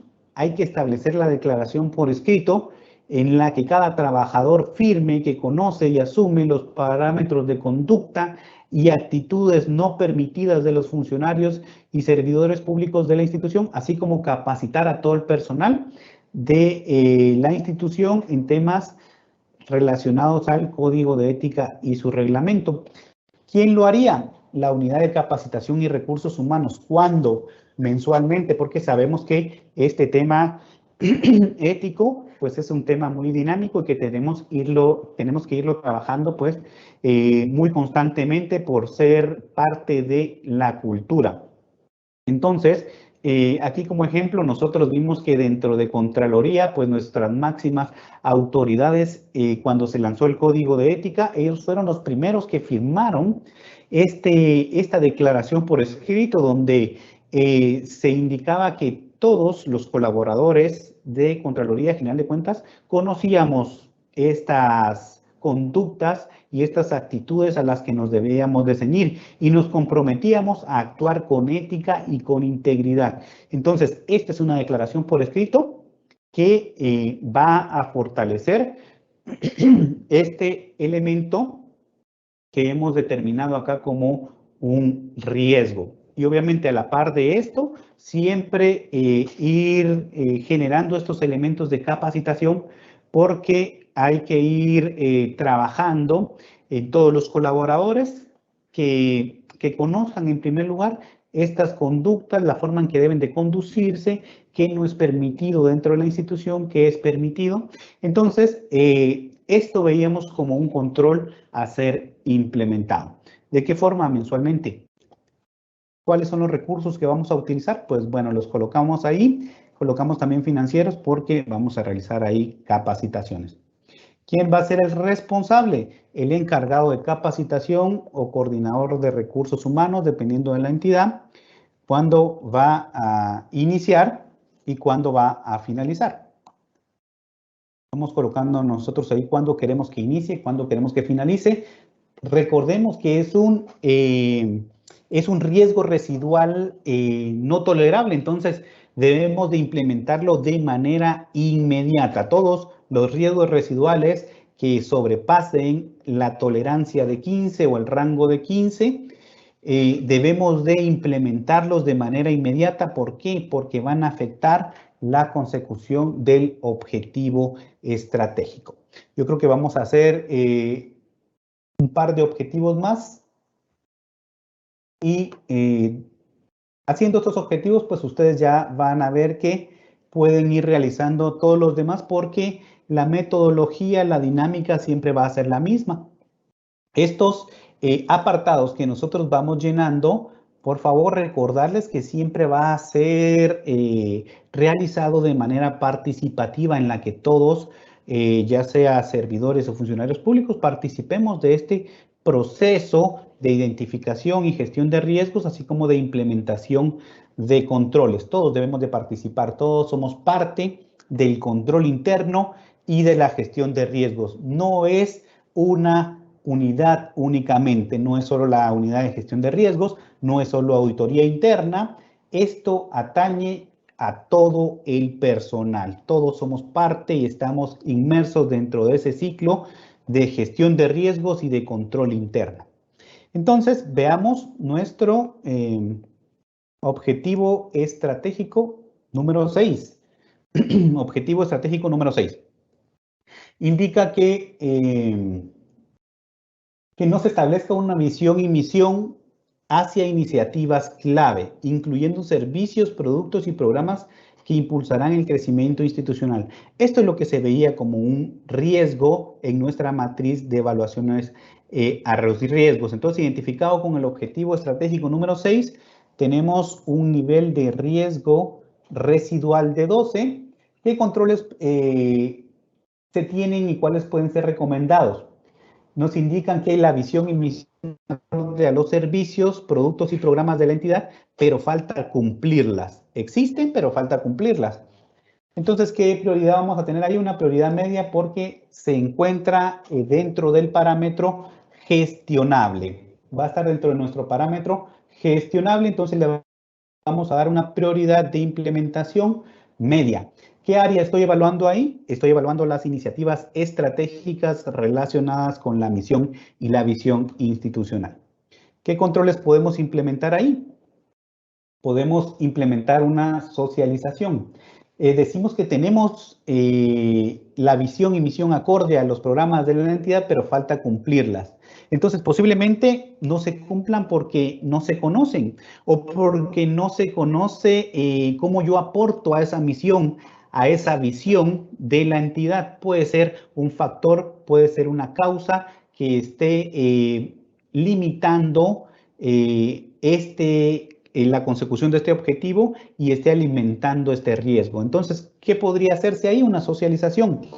¿Cómo lo podríamos hacer? Se desarrollaría e implementaría el programa de socialización de los objetivos institucionales para alcanzar la misión y visión que persigue la entidad, recalcando la importancia que tiene cada trabajador en su cumplimiento. Entonces, básicamente, trasladarle a los colaboradores la importancia que tiene cada uno de ellos en la consecución de la misión y visión. Y a la vez ir socializando también todas estas evaluaciones donde nos va indicando que nuestra misión y visión pues no está siendo cumplida. Y si nos dicen que la misión y visión no está siendo cumplida, pues esto obviamente va a llevar inmerso que los objetivos no están siendo cumplidos. Entonces, recursos que vamos a utilizar, los colocamos. Puesto responsable, vamos a colocar ahí la unidad de capacitación o el coordinador de recursos humanos porque estamos hablando de una socialización y capacitación. Entonces, ¿cuándo podremos implementarlo? Mensualmente nos indica el control, puede hacer una reunión, una capacitación mensual. Cada vez que se presenten las metas, puede ser también la socialización a través de correos internos, a través de los canales de comunicación que se crean pertinentes. ¿Cuándo se iniciaría? En enero y finaliza en diciembre. Pues así, poco a poco, nosotros vamos desarrollando nuestro plan de trabajo de cada uno de los objetivos. Entonces, al final de cuentas, vamos a tener ya nuestra matriz llena con todo lo que hemos desarrollado. Entonces, vean, al final de cuentas, vamos a tener nuestro documento de esta forma y vamos a ir trabajando cada uno de estos objetivos y nos va a generar esta matriz entonces ya rellenada. Y vamos a trabajar cada uno de estos riesgos de esta forma que hemos ido viendo. Los controles, por favor, recordar bien importante, muy importante, que 4 elementos debe de considerar un control. ¿Qué, cómo, quién y cuándo? ¿Para qué? Para que pueda ser medido ese control, para que pueda ser monitoreado. Ya vamos a ver eso el día de mañana. Pero no olvidar, por favor, cuando implementamos un control, estos 4 aspectos, por lo menos, deben de estar considerados dentro de ese control. Si queremos agregar más, pues, y enriquecen el control, pueden hacerlo, pero por lo menos estos 4 elementos para ir generando estos controles que van a ayudar a la entidad a cumplir con sus objetivos. Y entonces así de esta manera participativa, esta manera consensuada, vamos generando todos estos elementos que van a ir sirviendo para minimizar, para mitigar esos riesgos que identificamos anteriormente. Entonces, de esta forma es que se trabaja el plan, ¿sí? El plan para mitigar esos riesgos, el plan de trabajo en función de los riesgos identificados. Esto sería entonces, maestra Eunice. Ya el tiempo nos está apremiando, entonces yo me quedaría por acá y dejaría el espacio para las preguntas. Perfecto. Gracias por su intervención, licenciado Rojas, para esta segunda y última fase de nuestra agenda en el desarrollo del caso práctico número 2, plan de trabajo en evaluación de riesgo. Vamos a aprovechar este espacio para poder enviar un cordial saludo a todas las delegaciones departamentales que amablemente han estado reportando su asistencia a la presente actividad a través de nuestro chat. Pues bien, vamos a entrar ahora a la fase de preguntas y vamos a iniciar con el licenciado Valenzuela, que también ya está con nosotros en sala para darle respuesta a las mismas.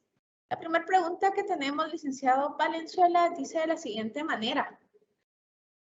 ¿Las áreas evaluadas son estándar o depende de las necesidades en que se encuentren al momento de estar realizando alguna auditoría?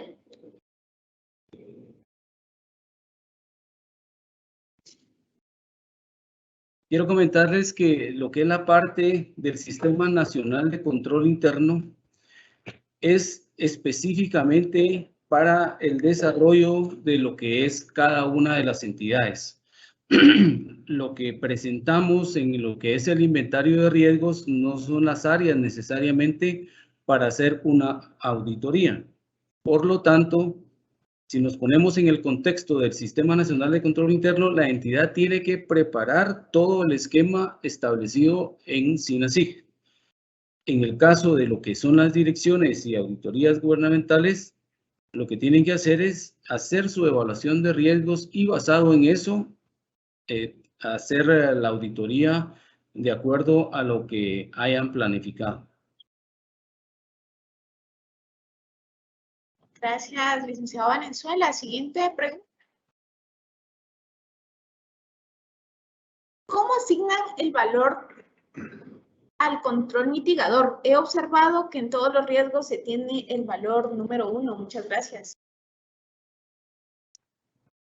En un inicio yo les mencionaba de que se había colocado lo que es la parte de 1, considerando que habían controles ineficientes y que eso está establecido en una de las tablas del control mitigador. Por lo tanto, no siempre va a ser 1.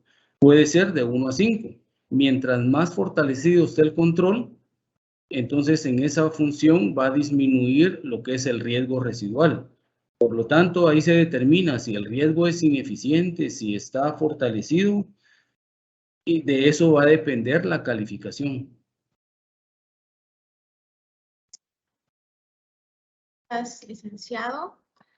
La siguiente pregunta: al llevar a cabo este proceso de administración de riesgos, ¿debería también considerarse cuál es el servicio o bien el producto principal de la entidad?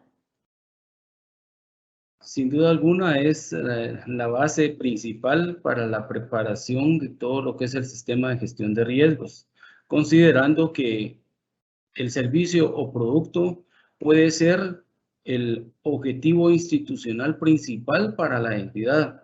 Por lo tanto, es la base y de alguna manera tiene que estar establecido dentro de su plan estratégico institucional como para poder determinar hacia dónde deben apuntar todos los esfuerzos en la identificación de riesgos para la consecución de los objetivos institucionales. Gracias. Y la última pregunta: ¿las áreas o grupos son estándar o únicamente son de referencia para el curso? ¿Se pueden ampliar? Y si este tipo de auditoría va enfocada únicamente a financiera, de cumplimiento o auditoría de desempeño. Como comentaba al inicio, el Sistema Nacional de Control Interno es un sistema establecido por la entidad para efectos de determinar los esquemas que se van a utilizar por parte de los auditores gubernamentales. Tienen que estar basados en su evaluación propia de riesgos para la auditoría. O sea, son enfoques totalmente diferentes.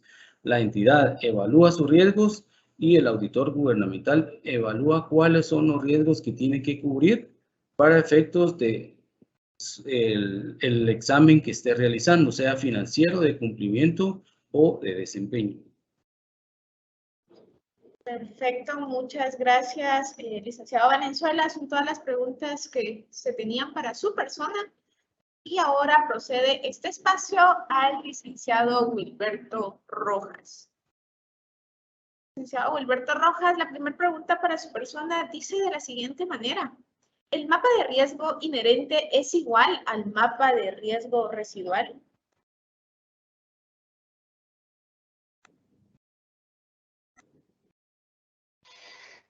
Como indicamos anteriormente, recuerden que para este ejercicio, al aplicar un valor mitigador 1, les mencionaba yo anteriormente que el riesgo inherente va a ser igual al riesgo residual. Siempre que otorguemos una calificación de 1, estos dos riesgos van a ser ponderados de la misma forma. ¿Por qué? Porque se va a dividir dentro de 1, dando un riesgo residual igual al riesgo inherente. Muchas gracias. La licenciada Vilma Higuero nos pregunta si pudiésemos ampliar el tema de cómo se obtiene o se asigna el valor de control mitigador y del riesgo residual. Ok. Para esto entonces voy a compartir nuevamente el documento SINASIG. Ustedes van a ver en la página número 48 que nos habla del riesgo residual. El riesgo residual ya sabemos que es el que queda después de aplicar un control. Bueno, entonces vamos a calcular el riesgo residual. ¿Cómo lo vamos a hacer? Lo vamos a hacer en función del riesgo inherente y a partir también de esta tabla, de este criterio que se llama criterio de madurez del control interno, que va a ser esta columna, y también la capacidad de mitigación del riesgo, que esto es lo que nosotros vemos ahí en la matriz como valor de mitigación. Entonces, si nosotros, por ejemplo, traemos un riesgo inherente de 20 y le aplicamos un valor mitigador de 1, entonces dividimos 20 dentro de 1 porque le hemos aplicado un criterio, una madurez del control básico.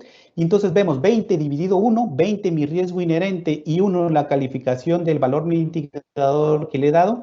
Entonces este resultado va a ser mi riesgo residual. Esta fórmula nos la enmarca el documento al final de la página número 49. Es por eso que riesgo residual y riesgo inherente, cuando aplicamos un valor mitigador 1, siempre va a ser igual. ¿Por qué? Porque vamos a dividir riesgo inherente dentro de 1 y obviamente nos va a dar el mismo resultado. Pero todo esto ustedes ya lo encuentran dentro del documento en la página número 49. Muchas gracias, licenciado Rojas. Siguiente pregunta. ¿Las matrices las elaborarán las instituciones durante el año 2022? ¿O son los auditores quienes las realizarán? ¿O solo las auditarán? Y de ser así, ¿en qué etapa de la auditoría se realizarían? Ok.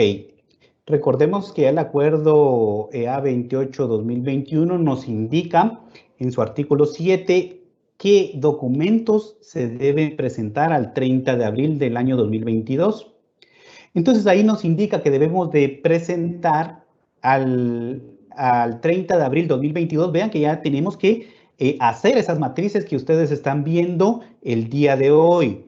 Tienen que hacer la matriz de evaluación de riesgos, tienen que hacer el mapa de riesgos, tienen que hacer este plan de trabajo que estábamos viendo el día de hoy. Y existe la matriz o el plan de continuidad que nos dice el acuerdo que debe de ser entregado hasta el año 2023. Entonces, vean, vamos a tener 4 documentos que año con año vamos a ir generando. Para el 30 de abril del año 2022, únicamente están obligadas las entidades en presentar 3. Matriz de evaluación, mapa de riesgos y plan de trabajo. Pero obviamente estos 3 van a generar un informe de control interno que también va incluido ahí al 30 de abril. Y el plan de continuidad, deben de presentarlo hasta el año 2023. Entonces, ¿quién va a hacer las matrices? ¿El auditor? Decían, no, el auditor no va a hacer estas matrices. Hemos hablado a lo largo de la capacitación que es un proceso participativo. Hemos hablado de que el control interno y la gestión de riesgos no es únicamente responsabilidad de la unidad de riesgos o de auditoría interna. Este es un tema que atañe a toda la entidad. Todos participamos en control interno, todos participamos en un nivel de supervisión del control interno y lo mismo sucede con la gestión de riesgos. Todos participamos en alguna medida en identificar esos riesgos, en proponer medidas para mitigarlos. Entonces, el auditor interno tiene que hacer una evaluación independiente. ¿Y qué le va a dar esa independencia? El no haber participado directamente en la elaboración de estos documentos. Eso le va a dar la independencia al auditor interno para evaluar todo este proceso, para mejorarlo, para mejorar su implementación. Y obviamente nosotros como Contraloría, nosotros los auditores gubernamentales, vamos a tener que ir a las entidades y evaluar el Sistema Nacional de Control Interno como lo hacíamos con las normas del Acuerdo 0903, porque ustedes se dan cuenta que este Sistema Nacional de Control Interno va a reemplazar a estas normas. Entonces lo vamos a tener que evaluar de la misma forma, en la misma etapa que evaluamos nosotros el cumplimiento de las normas del Acuerdo 0903. Muchas gracias, licenciado Rojas. Unas preguntas que teníamos para su persona y agradecemos también al licenciado Valenzuela por darle respuesta a las preguntas que fueron planteadas en su fase.